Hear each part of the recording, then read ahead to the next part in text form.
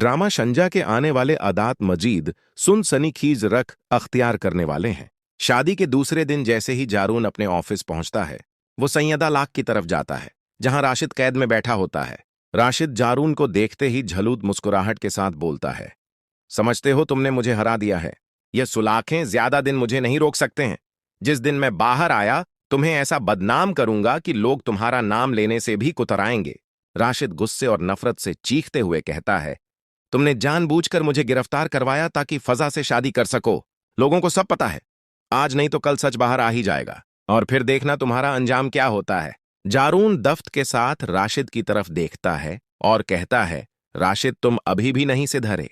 Jail में आकर भी तुम्हारी सोच वही गंदी है। तुमने खुद अपने करतों से अपना अंजाम लिखा है। यह सुनकर राशिद कहका लगाता है और कहता है, मैं तुम्हें इस तरह खार करूंगा कि जमाना मिसाल देगा। तुमने उसी लड़की से शादी की है जो मेरी होने वाली बीवी थी।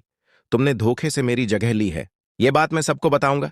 जारून बगैर कोई और बात किए खामोशी से वहां से चला जाता है, लेकिन उसके दिल में यह बात वाज हो चुकी होती है कि राज अब भी खतरा है और वह किसी भी हद तक जा सकता है। दूसरी तरफ जैसे ही जारून घर पहुंचता है, वहां एक नया हंगामा बरपा होता है। रानी जारून के घर आई हुई होती है और फजा से मामूली बातों पर उलझ रही होती है।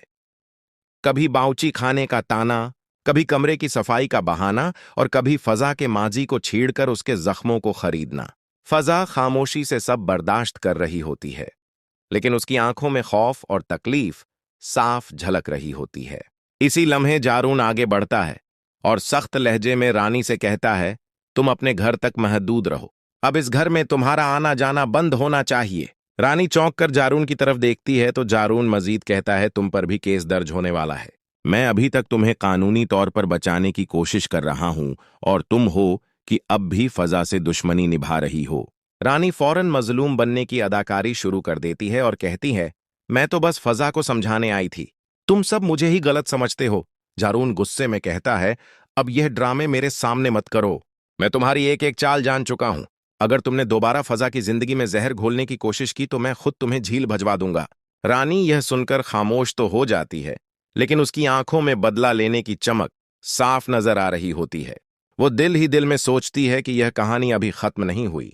फजा जारून के करीब आकर धीमी आवाज में कहती है, मुझे डर लग रहा है। राशिद और रानी दोनों आसानी से पीछे हटने वाले नहीं। जारून फजा का हाथ थामकर पुख्ता लहजे में कहता है, जब तक मैं जिंदा हूं कोई तुम्हारी तरफ मेरी आंख से नहीं देख सकता। अब यह लड़ाई आखिरी है और इस बार सच ही जीतेगा।